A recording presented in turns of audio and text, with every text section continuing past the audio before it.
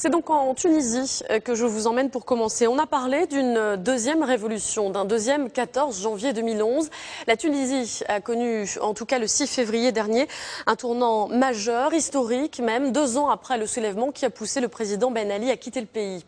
Ce matin-là, Chokri Belaïd, opposant politique laïque, est assassiné devant son domicile. La réaction des Tunisiens est immédiate et spontanée. Avenue Bourguiba, des milliers de personnes manifestent devant le ministère de l'Intérieur. Assassinat politique, terrorisme, ce sont les mots employés par les Tunisiens descendus dans les rues du pays pour qualifier un acte qu'ils imputent au parti islamiste Ennahda. Depuis un peu plus d'1 an, les élections du 23 octobre 2011, la Tunisie était en proie à une impasse politique, aucun compromis ne parvenant à être trouvé entre les partis pour la rédaction de la Constitution. Aujourd'hui, c'est une véritable crise qui paralyse le pays et l'inquiétude qui envahit les esprits.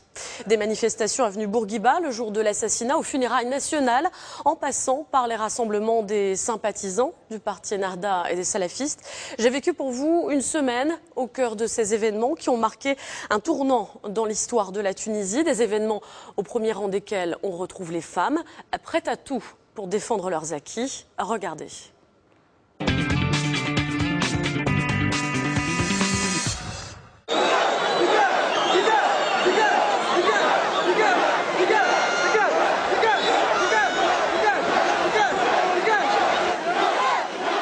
Tunis, avenue Bourguiba, devant le ministère de l'Intérieur. Même lieu, a priori même slogan. Pourtant, nous ne sommes pas le 14 janvier 2011, mais bien le 6 février 2013. La foule semble aussi massive que ce jour où les Tunisiens descendus dans la rue sont parvenus à bouter hors du pays le président Ben Ali.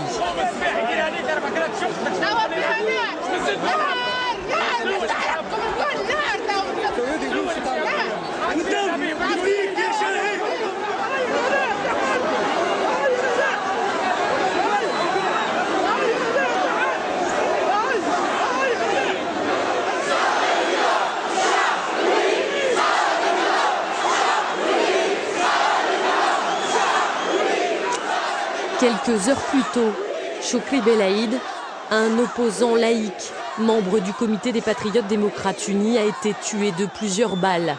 Un crime de sang-froid devant son domicile. L'homme était connu pour ses prises de position sans concession dans les médias, particulièrement à l'attention du parti islamiste au pouvoir, Ennahda. Cet assassinat, Chokri Belaïd l'avait comme prédit la veille sur une chaîne de télévision tunisienne. Il s'était dit menacé.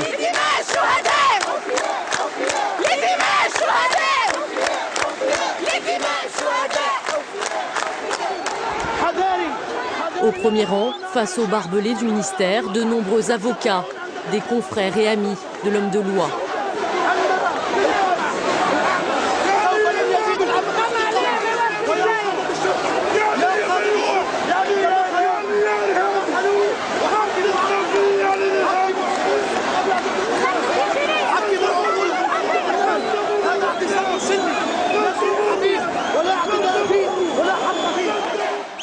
Dans la foule également, de nombreux acteurs de la société civile.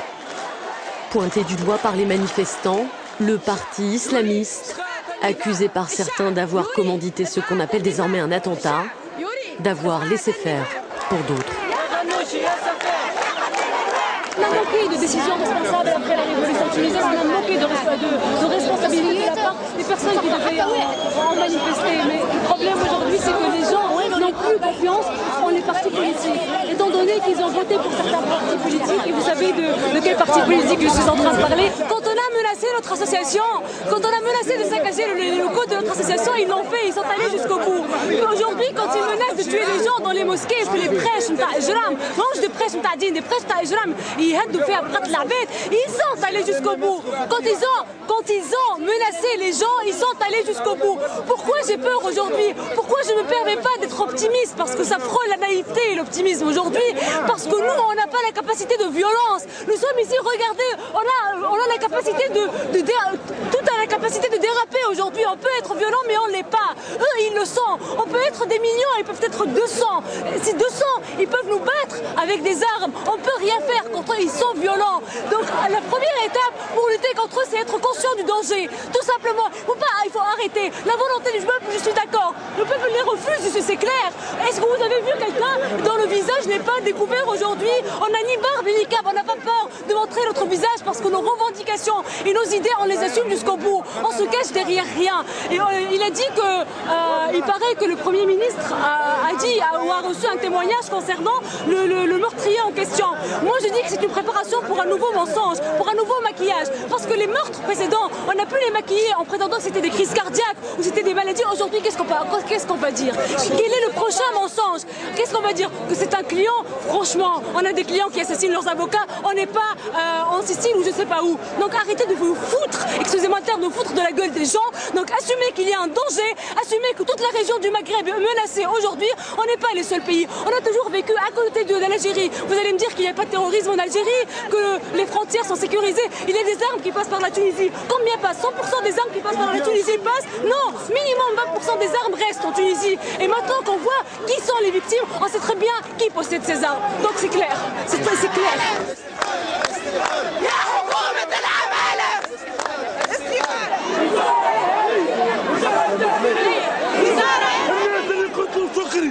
الناس اللي قتلوا شكري هم الناس اللي برعوهم في السجون. وزارة الداخلية وزارة إرهابية وزارة الداخلية وزارة إرهابية.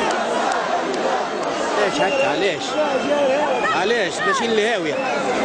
علاش هكا ماشيين لهاوية؟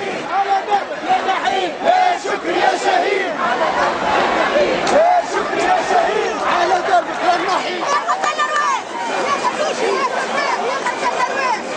C'était un militant pour notre pays. On a perdu quelqu'un d'exceptionnel, un père, un oncle, un mari.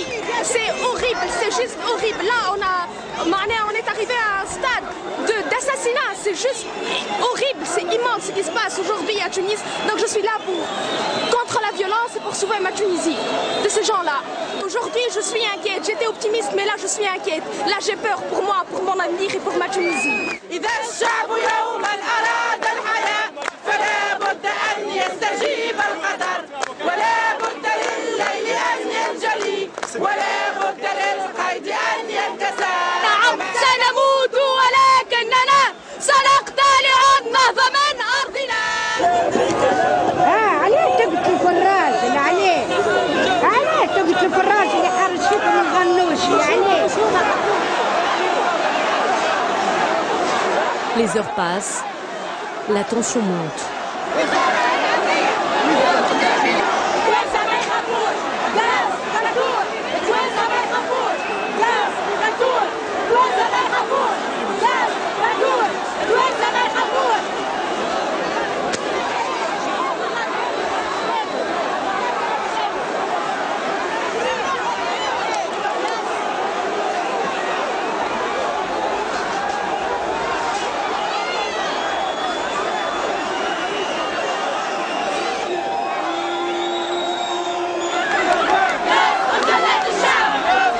Une première salve de gaz lacrymogène ne fait pas battre en retraite les manifestants.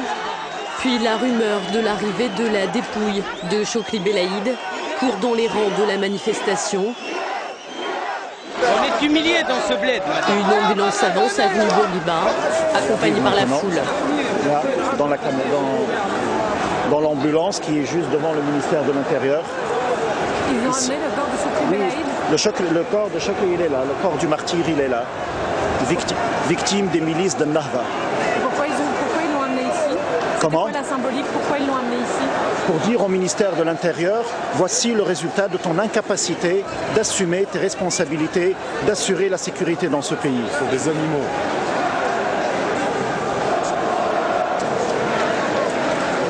Non, il faut prendre ça, c'est surtout ça. Par là. لقد صارخت في عروقنا الدماء. مصطفى بركة فيك.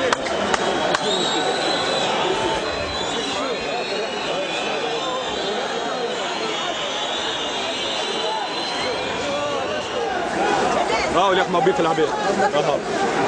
هذا هو الغاز البروبوزيف للوطن التونسي خويا. كل ما دخل في الباطن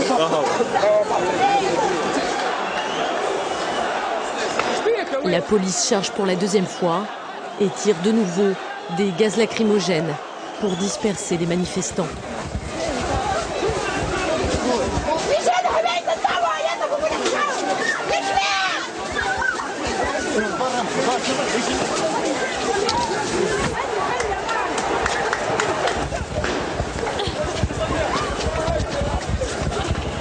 Des jeunes auraient dressé des barricades et jeté des pierres sur la police.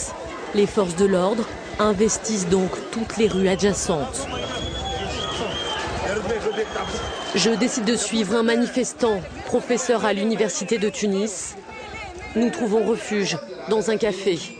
À la télévision, l'opposition, par la voix du communiste Hama Hamami, annonce la suspension de leur participation aux discussions sur la Constitution, tandis que dehors, les heurts se poursuivent. Malheureusement, ça continue. Avec ça, il y a la police qui est en train de matraquer. On voit les bombes lacrymogènes, tout. Ça veut dire, ça me rappelle exactement le 14 janvier. Dommage, on a fait chuter une dictature pour se trouver dans une situation pareille. Et tout ce que j'ai vu le 14 janvier, je l'ai vu aujourd'hui. Ça veut dire que ça s'avère que c'est un peuple qui résiste, qui ne se laisse pas faire. Il faut que le régime actuel comprenne ça. Ils n'ont pas l'habitude de gérer une démocratie. Vous voyez que vous étiez présente parmi nous, il n'y avait pas de la violence de la part des manifestants. C'était une manifestation calme et malheureusement, la police n'était pas au niveau de ce comportement civique du peuple.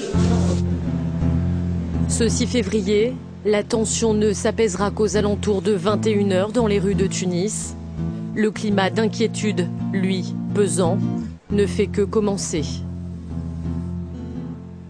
Le 14 janvier 2011, c'est du siège de l'Union générale des travailleurs tunisiens que serait partie la révolution.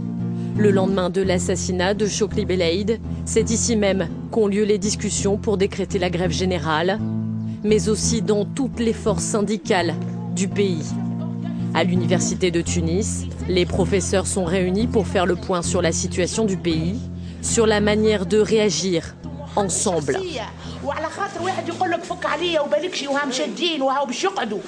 ولذا يعيشكم اذا كان فما حاجه يلزمها تتوفر دوغينافون سي لو كوراج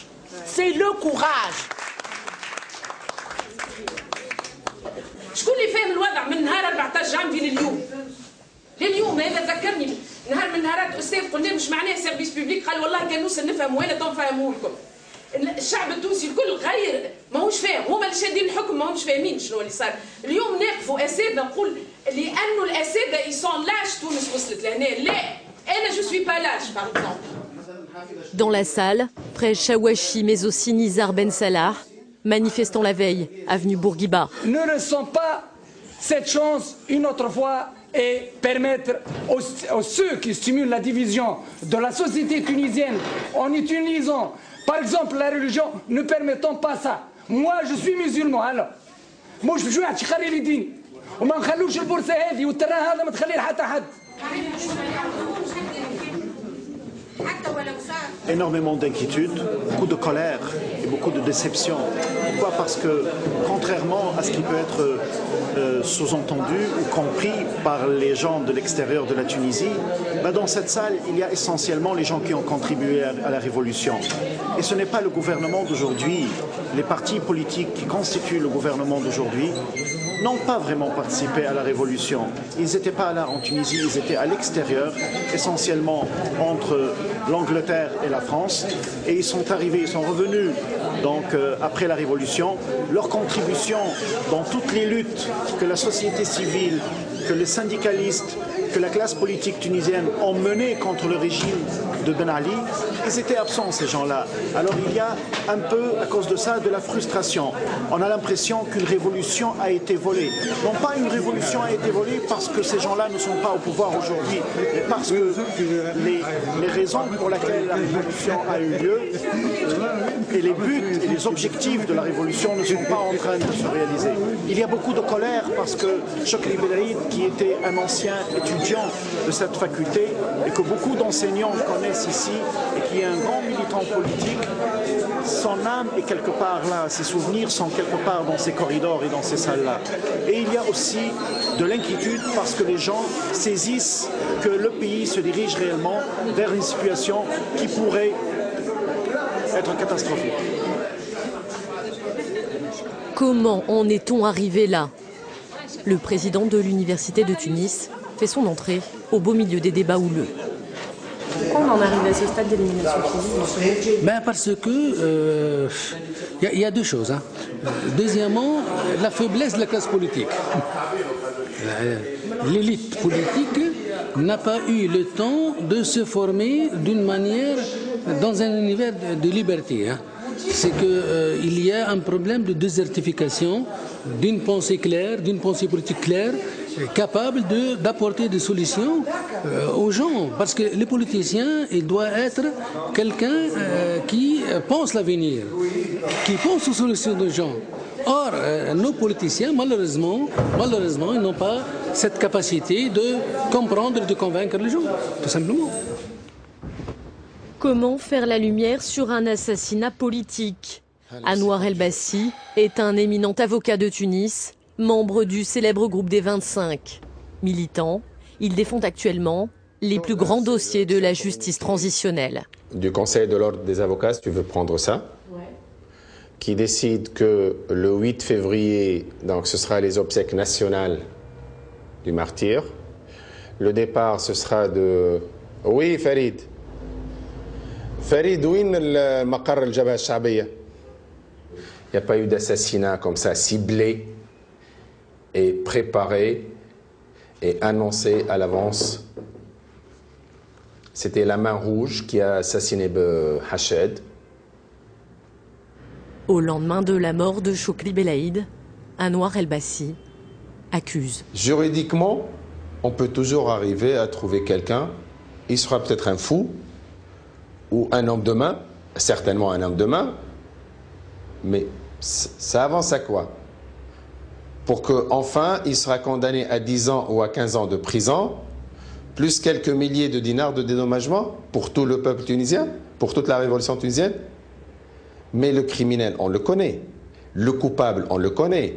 Même sur le plan judiciaire et juridique. Celui qui tire, c'est lui qui a tiré sur la gâchette, il a assassiné, il a tué.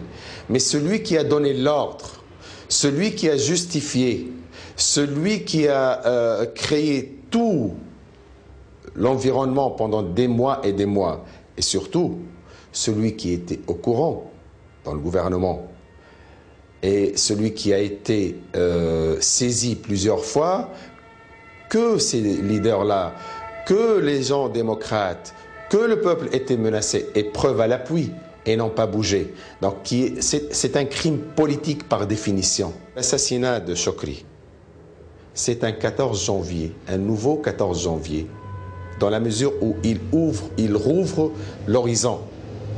Avant son assassinat, les jeux étaient faits. Ça y est, on était pratiquement dans le gouffre. Maintenant, ça y est, les cartes sont redistribuées. Et c'est à nous de décider. À la différence du 14 janvier 2011, c'est que maintenant, il y a une tête pensante. Les politiques, la société civile, elle se réunit et elle a pris conscience de cette menace-là. C'est pour ça que je ne veux pas dire que je suis triste, c'est pire que ça, mais je suis optimiste pour guider les gens. J'ai peur pour demain, non mais il n'organise pas. C'était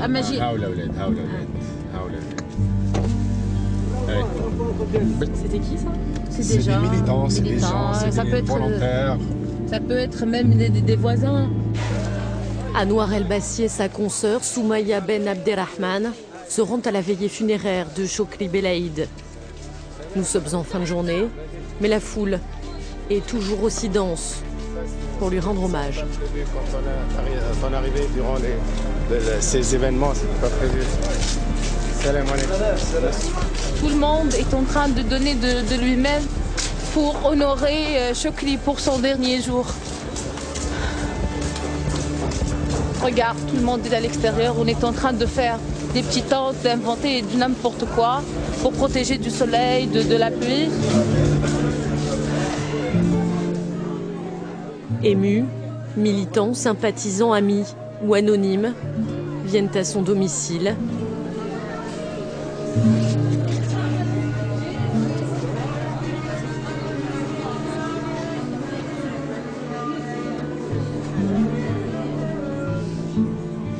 Soutenir sa famille, sa femme, Besma, elle aussi connue pour son engagement.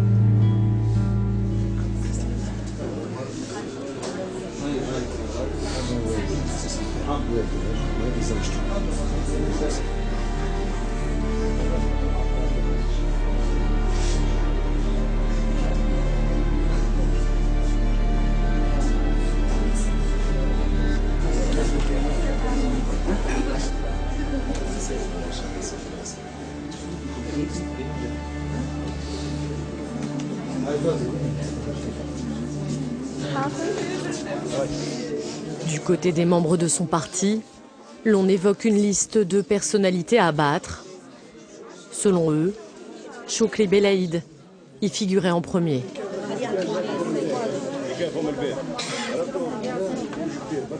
On doit réaliser le rêve de Chokri Belaïd, d'avoir la Tunisie libre, indépendante, égale, juste. On va toujours continuer son combat.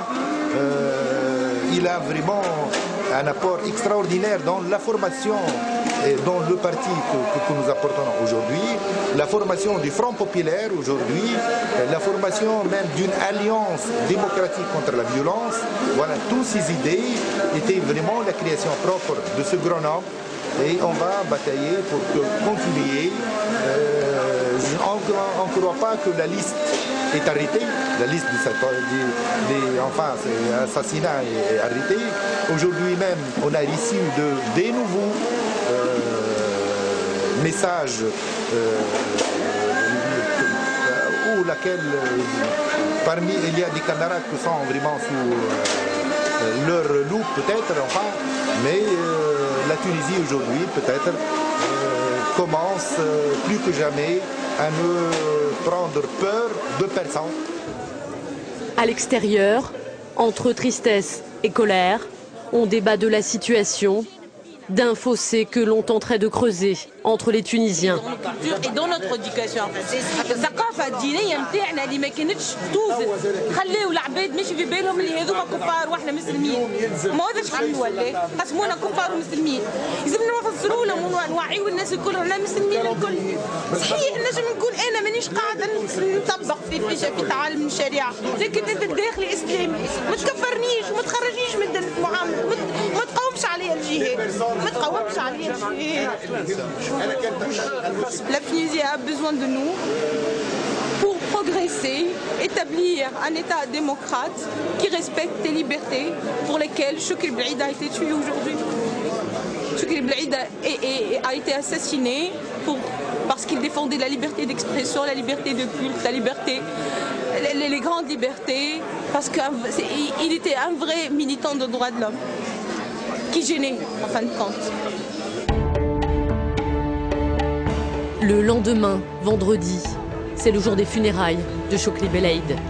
Plusieurs groupes de femmes se retrouvent sur différents parkings de la capitale, ici, près de l'avenue Mohamed V, en centre-ville. Toutes ont décidé de braver un interdit traditionnel, celui d'assister aux funérailles de l'opposant, un mouvement initié par une journaliste, un appel aussi de la veuve de Chokri Belaïd. J'ai eu l'idée de créer un événement sur Facebook, ça prend 2 minutes, il n'y a rien de glorieux, en disant pour un hommage massif des femmes à Chokri Belaïd. Allez, courage, on va se donner rendez-vous à des endroits bien précis pour ne pas être seul, pour ne pas... L'union fait la force, si on y va en masse, il ne va rien nous arriver. Résultat des courses, je pense que l'événement que j'ai créé moi a été une goutte d'eau dans un océan. On n'était rien. Et d'ailleurs, on n'a pas réussi à se retrouver toutes. Il y a eu plus de 1000 personnes qui ont adhéré à mon événement, 1500. Mais rien, c'était rien par rapport au mouvement spontané de toutes les Tunisiennes qui n'ont même pas Facebook pour certaines.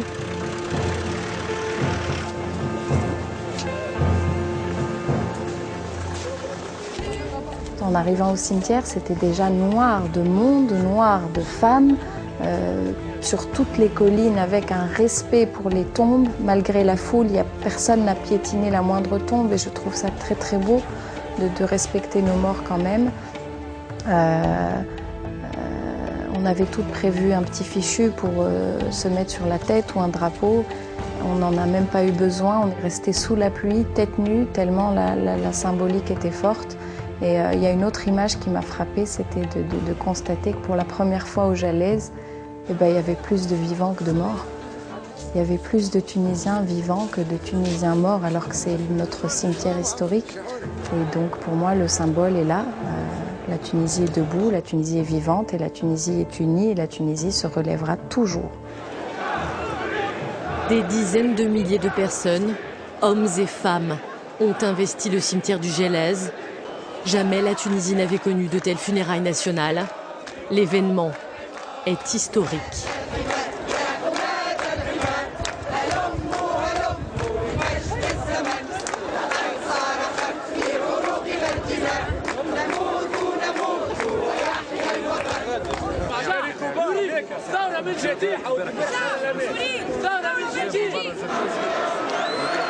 Il a toujours milité contre l'obscurantisme et contre le terrorisme et contre la violence. Et aujourd'hui, nous sommes en train de l'enterrer peut-être, mais avec ce monsieur-là, c'est-à-dire il n'est pas mort pour nous parce qu'il restera vivant, il restera dans nos cœurs et il portera toutes ces valeurs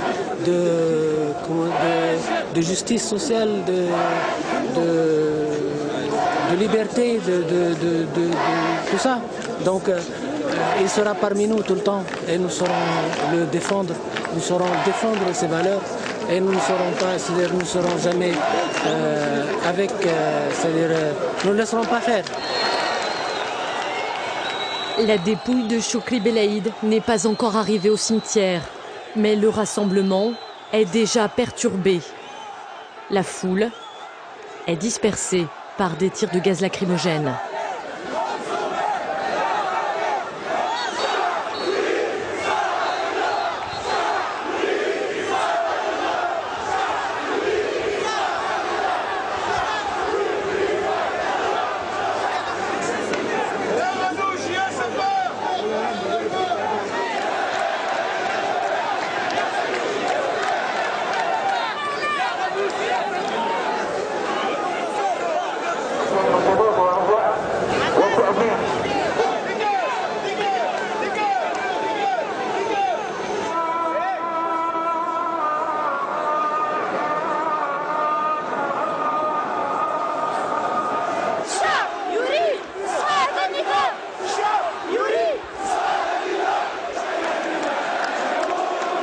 Puis le cortège funéraire pénètre par la porte principale.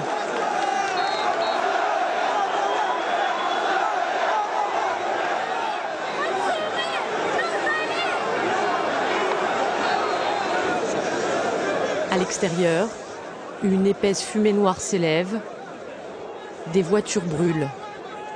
Des centaines de casseurs et braqueurs auraient investi les lieux, payés par certains mouvements, selon des médias tunisiens, pour semer le trouble. Le moment chargé d'émotion est perturbé par de nouveaux tirs de gaz lacrymogène à l'intérieur même du cimetière, cette fois.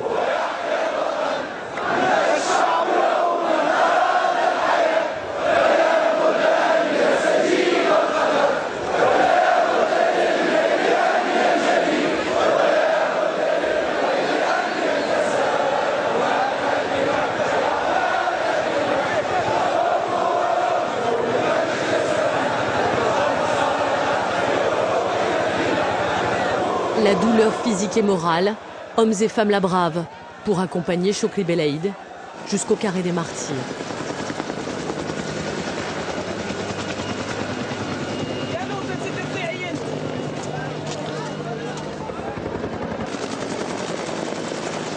C'est un bon frère et c'est un ami. Et voilà, tous les Tunisiens sont proches de lui.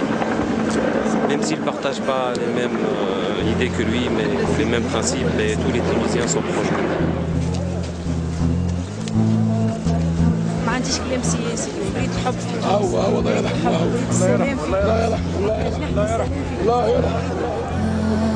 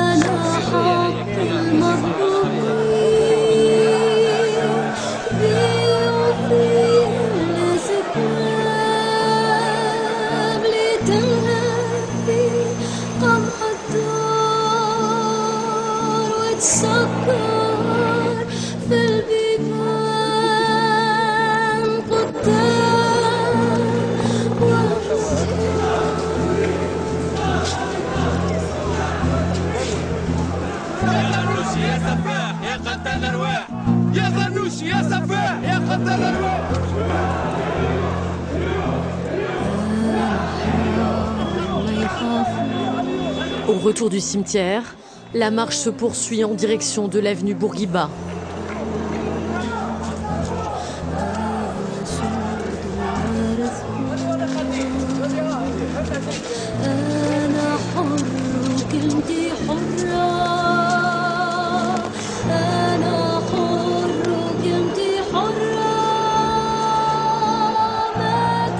Mais des casseurs ont pris de l'avance. La police charge à l'aveugle.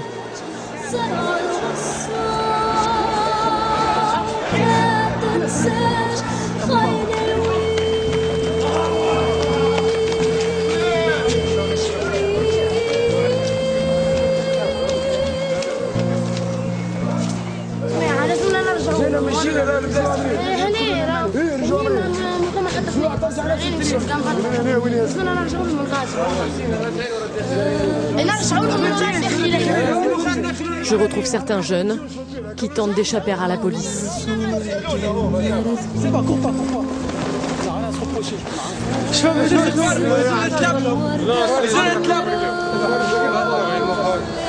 C'est Bourguiba là-bas.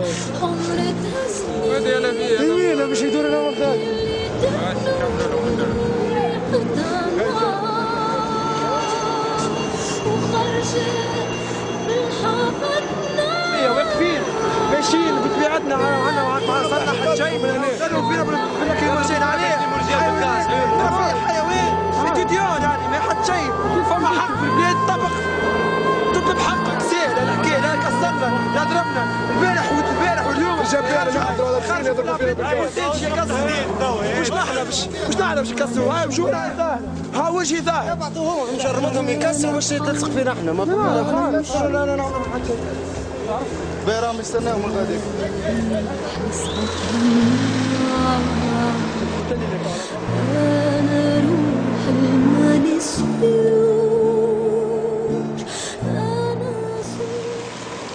Le lendemain, avenue Bourguiba, devant le ministère de l'Intérieur, le calme règne.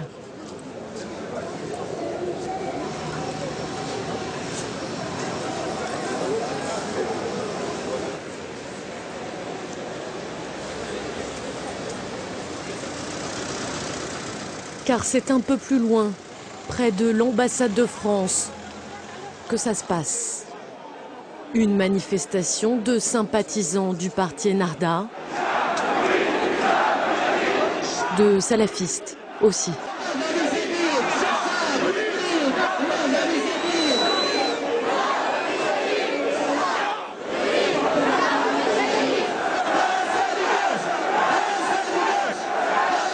Dans les rangs, on reproche à la France son ingérence, aux médias français d'entretenir une image effrayante des Nahdaouis.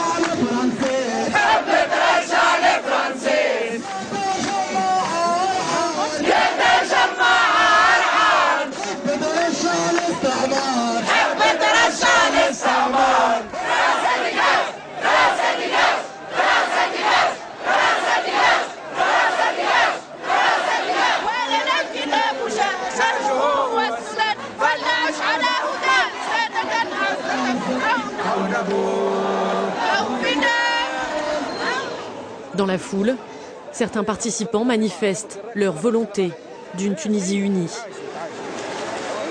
On peut être un peuple uni et on est unis, sauf qu'il y a quelques problèmes comme c'est normal. On est dans une période critique et les problèmes, c'est tout à fait normal d'avoir des problèmes. Mais ça ne veut pas dire que ça y est, c'est le désastre. C'est grâce à ça qu'on est en train de grandir. Ça, c'est autre chose. Ah bah oui. La liberté, c'est entre les deux, c'est ça. C'est ça, c'est bien.